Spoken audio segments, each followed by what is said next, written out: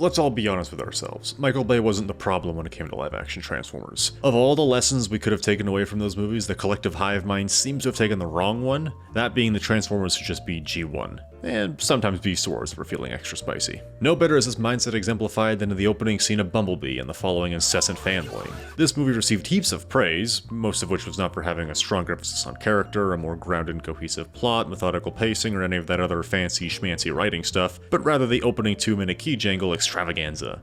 Optimus did the thing! Soundwave said the thing! Wheeljack looks like oh my. This problem has persisted into subsequent media such as the War for Cybertron trilogy and the sequel to Bumblebee, Rise of the Beasts. Sequel being a very generous term to call that movie. Hasbro and the fanbase both seem on board with the idea that if we paint all the walls the color of pre-2000s and staple on cheap references, we'll forget how rotten the house itself actually is. And oh boy, people are buying it. A while back, I noticed a video pop up in my recommended called How Bumblebee's Cybertron Scene Got Everything Right About Transformers by a comment in Cam, perhaps as a cruel joke from the YouTube Deep State algorithm. I wanted to look at this video since I thought this would be a good vehicle to discuss the topic and cover that scene in particular. I have nothing against comment in Cam, nor have I seen any of their previous videos. I'm not even sure if that's how you say their name. So pull out your copy of Transformers 86 and don your MAGA hats, because we're gonna make Transformers Generation 1 again. Now this isn't a dish on the Michael Bay movies per se, like it's not going to be a hit piece on that. The magic for me kind of was lost a little bit. I mean, there was a few moments where I was like, oh yeah, this could be it. And it's like, but this is still overshadowing it, and it's like, Off the bat, I appreciate a good faith approach to the Bay films. When someone praises other Transformers media by vehemently railing against Bayformers, I think it taints the argument. I understand the importance of the meta, but if your opinion on a film relies on its relation to other films, then your priorities might need realignment. If I was trying to defend Rise of the Beasts, I would not be increasing the quality of that film by diminishing the quality of The Last Night, for example. We've got robots we recognize. We've got Optimus Prime, Bumblebee, Ratchet, Brawn, RC, Wheeljack, Ironhide, Cliffjumper, just showcase characters that resemble their Generation 1 counterpart. Take it away, Cap. I understood that reference. Herein lies the main problem Transformers suffers and has suffered throughout its run. Style over substance. Nostalgia and familiar aesthetics are not a substitute for quality. Do I like these designs? Yes. Are they good?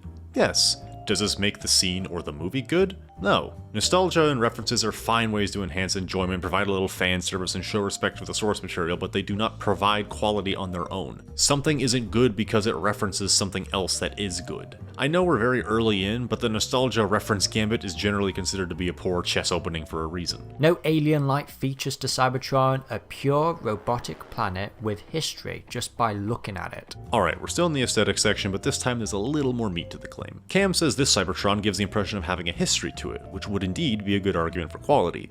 Environmental storytelling is a great way to make use of the visual medium and can speak volumes in very little time without any dialogue necessary. Unfortunately, he doesn't include any examples to back this up, so all we have is a claim. If he were here, I would ask the follow-up question, what makes this Cybertron appear to have a history? A Cybertron that does have a sense of history is the Netflix War for Cybertron series, despite the fact that 2/3 of it sucks. Now, tell me you forgive me. It's just dumb! Siege did pretty much all the heavy lifting in this, but that Cybertron has a sense of history due to the remnants of a society we see, such as the derelict space bridge, Ratchet's abandoned theater, the Decepticon arena, Alpha Trion's memorial, and so on and so on.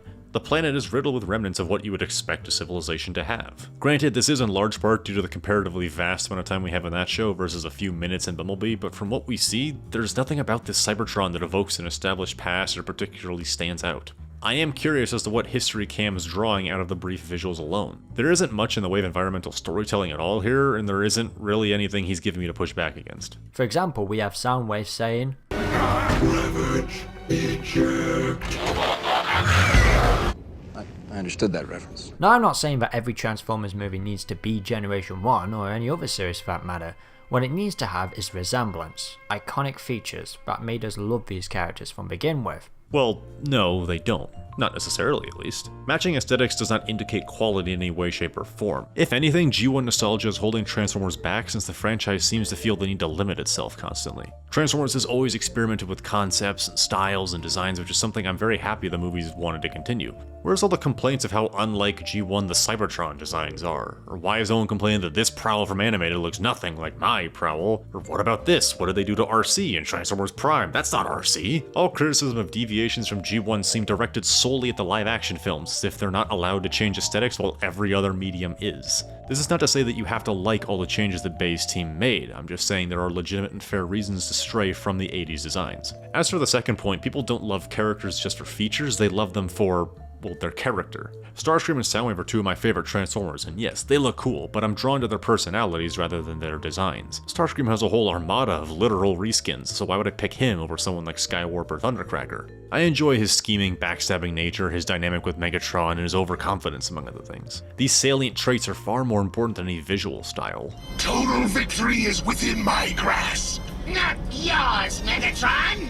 Mine! I can see that my power is starting to make Megatron nervous. He better watch his back. And to think you actually believed you could take over as leader of the Decepticons.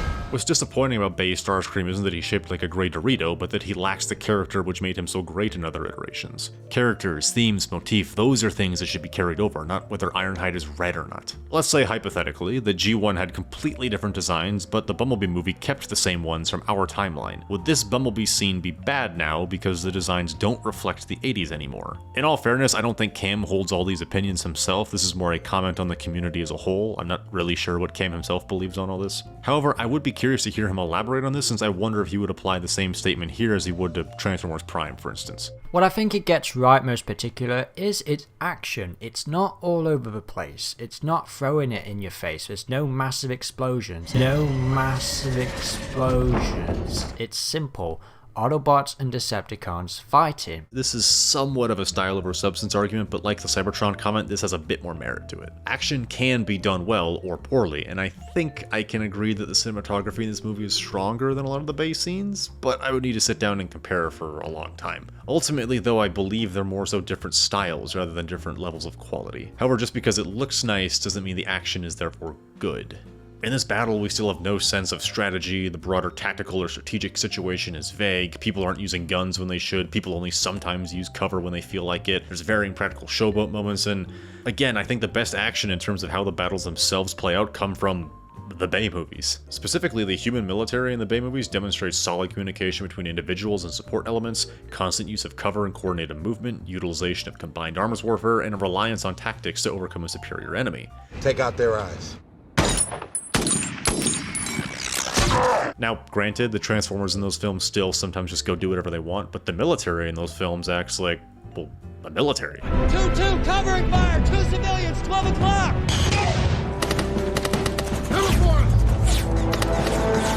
Even if you want to go all the way back to 86, the Battle of Autobot City is way more cohesive in terms of progression, cooperation between characters, and both sides having a semblance of strategy. Springer, UNRC transform Autobot City. Receptor, tell Blaster to Radio Prime for reinforcements. In Bumblebee, we essentially drop into the middle of an ongoing fight with no clue of what anyone's objectives are, what the strategic situation is, other than the Autobots are losing. It doesn't even necessarily convey the situation clearly, since we hear that They broke into the front line! Despite this line clearly not being broken. What line are we talking about here? Is this not the front line? This scene is essentially just a swarm of cons rushing at a line of Autobots who eventually retreat just because Shockwave and his monster thighs are too much to handle. This scene pays lip service to the idea of battle plans and coordination, but in reality it's non-existent. They broke into the front lines! I've lost contact with the capital! 7-man team, north of Orange Smoke. Proceed kill box 1 Alpha. Gauge hostile. Decepticons. Attack! Soundwave, jam that transmission! Eject. Operation interference. Too many of them! You got tank back walking! Left cheek, left cheek. And yes, again, I know that this scene is much shorter than almost any other battle scene in the Bay movies in the Battle of Autobot City. And that's the problem. This scene is too short to accomplish a lot of what it wants to do. You can't have the perfect scene this short. Maybe you could try. It's going to be really hard, though, to craft the perfect battle scene in such a short amount of time, though. So I would say that if you wanted the scene to be peak Transformers, you need to make it longer and you need to give it more time to breathe. We have Optimus Prime diving, like he did in the original Generation 1 movie. I understood that reference. And all the camera shots are very precise, giving you exact details of the character's face and features, making sure you see them all on screen. I'm inclined to agree with this point. You do get clear, unobstructed views of all the important characters in the fight, helping to establish their appearance and presence in the action. Now, I'm not going to say that all of Michael Bay's action sequences with the Transformers are bad, actually quite the opposite. Some of them are really fantastic. The sound engineering as well, both from Bumblebee and, the previous movies, it's always been phenomenal. It's a very good sign when someone gives credit where credit is due.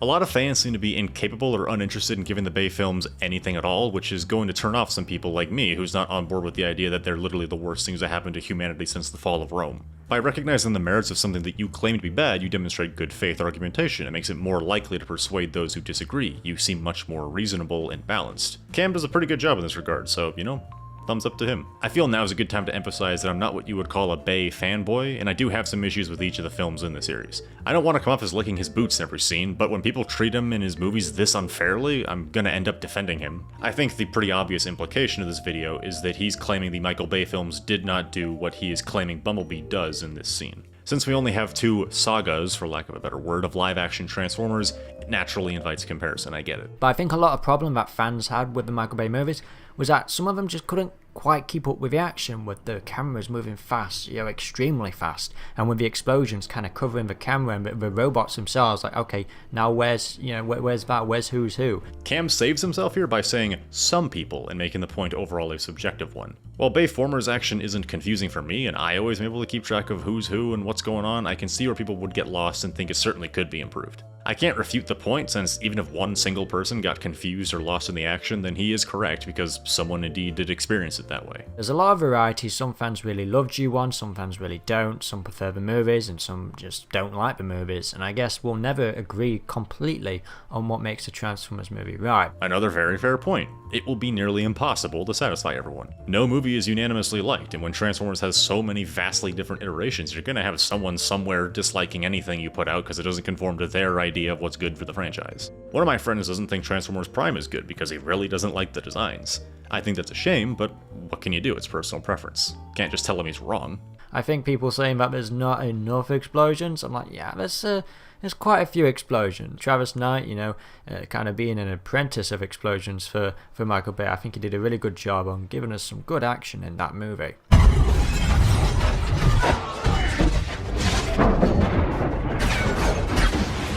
Cam might be the first person I've seen actually acknowledge this point. Michael Bay may have had bigger explosions, yet the same stuff is present in Bumblebee and even Rise of the Beasts. I can imagine if Michael Bay had worked on this movie, people would have still complained about the excessive explosions. Well, at least he didn't get his grubby destruction-loving hands all over the much-beloved Rise of the Beasts. We actually have character development as well, with Optimus Prime getting the Autobots back, getting them to evacuate, and then allowing Bumblebee to escape while he stays behind and attacks them. Well, that's not character development, that's just characterization. Development would mean that he grows or regresses due to experiences in the movie. Optimus doesn't change at all, he's a fully static character in this. As for characterization, yeah, it's fine. It's standard, but it does what Cam says it does. He would rather stay behind than risk the potential of Bumblebee getting shot down.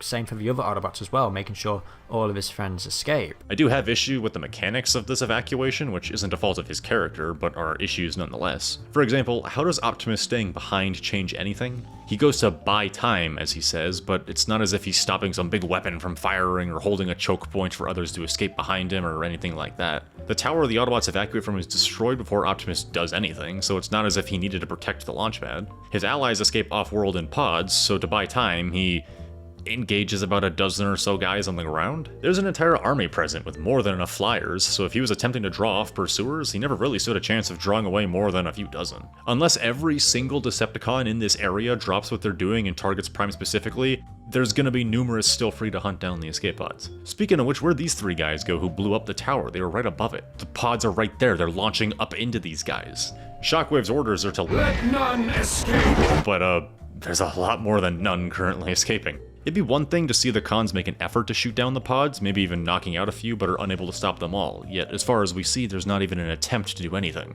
With this 2 minutes alone, it does feel like it's a story. It's getting from A to Z. The Autobots getting to escape. It is going from A to Z, in the sense that we skip from A to Z. The scene is incredibly rushed, and thus operates very clunkily. For example, the Decepticons are already on the offensive and winning, so why does Soundwave giving an attack order suddenly change anything? They're already attacking, so I guess they're gonna attack harder now? Decepticons, attack! Their defenses are broken! Let the slaughter begin! This is a problem due to not having a broader view of what's going on. Maybe Soundwave's arrival means a large group of reinforcements have arrived. Maybe these are elite troops. Maybe he, Starscream, and Shockwave are possibly enough to break the Autobot lines on their own, but we simply just don't know. The logistics and progression of this battle are so thin it may as well just be non-existent. Is this the last of the Autobots? Are they encircled, besieged, in the middle of a retreat? What's going on and why? What's the story being told here beyond the Autobots are losing and flee the planet? Is this really much different than the opening of Dark of the Moon? We were once a peaceful race of intelligent mechanical beings. But then came the war.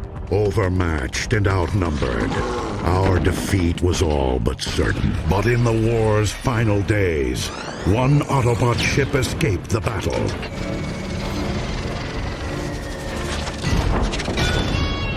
In that movie, Optimus does straight up just tell us what's going on, but it does tell a story about Sentinel's ship being part of a Hail Mary operation that nearly managed to succeed and was stopped at the last moment. That's not to say that's a particularly amazing story, but at the very least I would argue it's on par with whatever's going on here. Going back to Autobot City, that battle does in fact tell a complete story. It has its own multiple act structure with highs and lows, shifting balance of power, individual character struggles and group coordination, escalation of force, and so on and so on. Bumblebee's opening lacks any of that. Yes, Autobot City is about 10 times as long as this scene, but if anything, that should tell you how little story could even be told in a perfect world. You could cram a nice little story into a 2-minute action scene, but this is not that. Speaking of the amount of time we have, let's go back to the pacing for a second, because it's downright painful. We're thrown into a desperate last stand right away with zero context, and within 30 seconds we're told the entire planet is lost before Optimus exposition dumps a mission briefing onto Bumblebee, and then we're already off Cybertron. Other movies, such as Man of Steel, which I also don't think is that good by the way, take more time with the fall of the homeworld intro scene for a reason.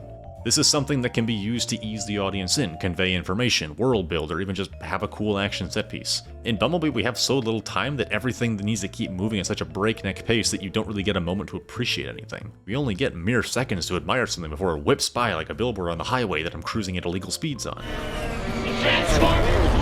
What the fuck was that? On a first viewing, this works effectively, since you're too busy trying to absorb all the information, you don't even have a second to realize everything you like is gone before you even have a second to take it in. In Man of Steel, you get a decent chunk of time just to explore Krypton, you get some world building, you see the Council, there's a whole little story arc of Zod attempting to overthrow it in Krypton's final days, you get some politics and the situation of the world and the planet and what's going on. All of this makes Krypton far more alive than Cybertron and Bumblebee. We don't know anything about Cybertron. The last thing I want is for us to be enemies. You have abandoned the principles that bound us together. You've taken up the sword against your own people. I will honor the man you once were, Zod. Not this monster you've become. The fact I'm using Man of Steel as a positive example is probably a bad sign. I will find him! I mean, when you've got direct homages with Brawn being shot in the back. I understood that reference. Optimus Prime in the air. I understood that. Soundwave saying his iconic phrases. That reference. It's the ultimate fan service for a Transformers fan. Yes, this is all very cool. I love to see it. As fans, however, I think we also should want something deeper than visual homages. Maybe I'm the only one, but I feel somewhat insulted when Transformers delivers a beaten-up wreck they call writing and pile on a plethora of references to try and make me buy some more plastic from Hasbro. Often it comes off as just blatant nostalgia bait, and so my knee-jerk reaction is to spit it back out because I know what it's trying to do. It's a marketing tactic. They're tapping into our nostalgia banks in an attempt to draw out more cash and gloss over the shoddy construction jobs they call stories. You gotta give me something more than your usual key jangling to make me care. So anyway, as I was saying, there are natural and unnatural ways to include fan service, and this certainly rubs me as the latter. It often doesn't feel genuine. It feeds into the style over substance problem where we all clap our hands at seeing shiny things on the big screen and buy more Chinese plastic. And I think people who aren't even into the world of Transformers as much will still be taken away by this stunning animation, the stunning sound. The visuals are just amazing. True, the scene does look very good. As much as I've played devil's advocate against it, I do really like the couple of minutes. Oh, come on! You gotta admit this is cool! The colors pop nicely, the lighting and environment is quite fitting, the CGI for the entire movie is on point, and the sound design is immersive.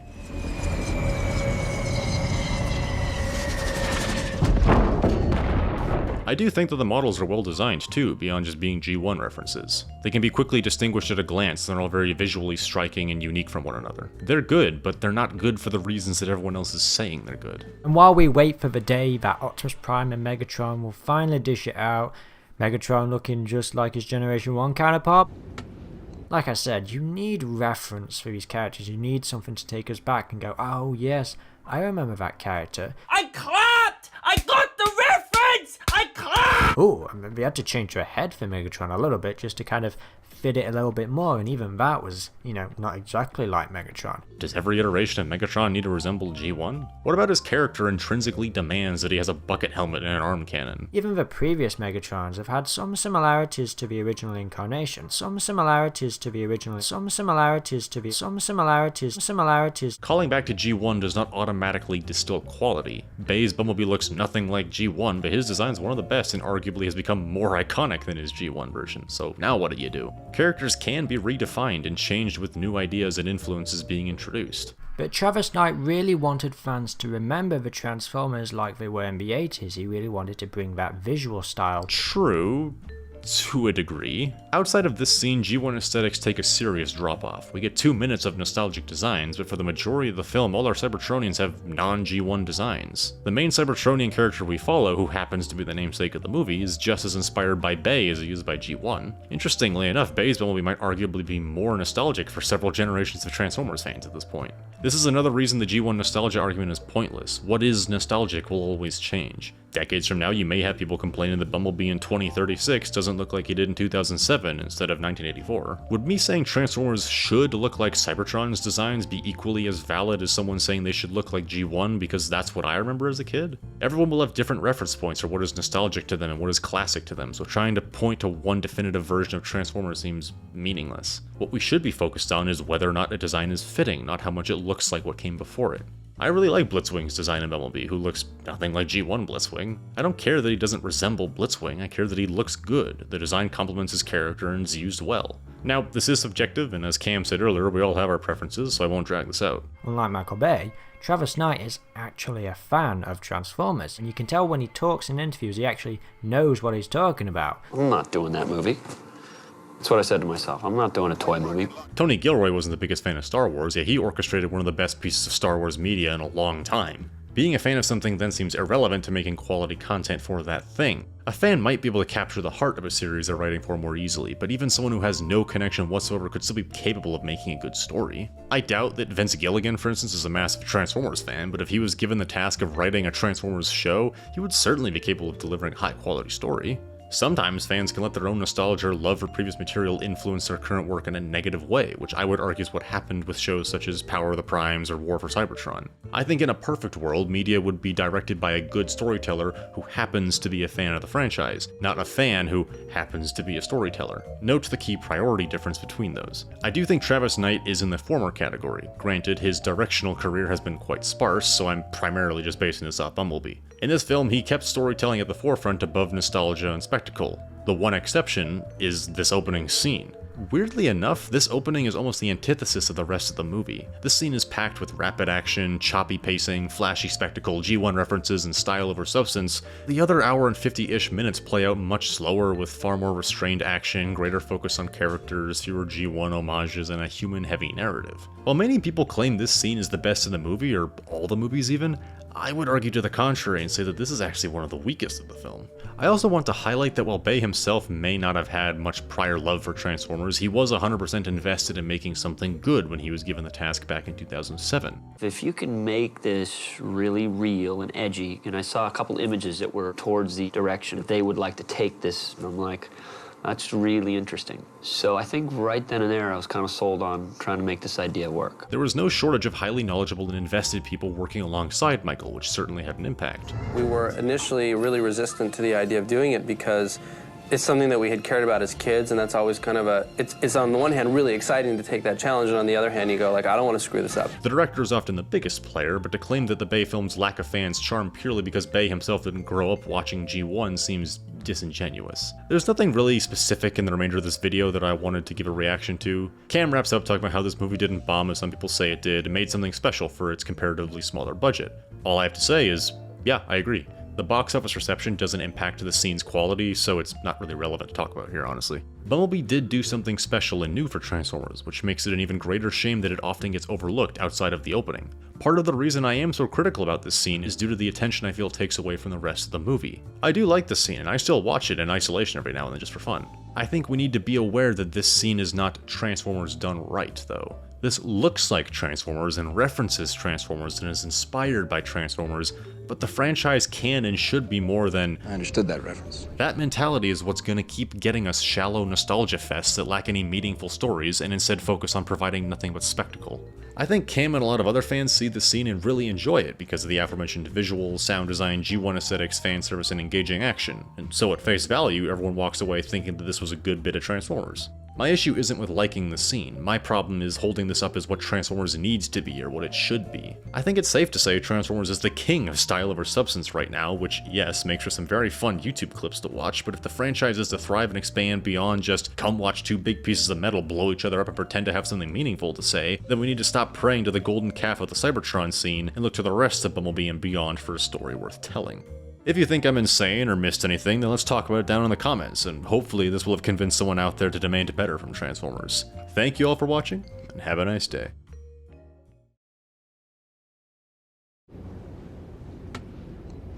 I don't think it's funny anymore.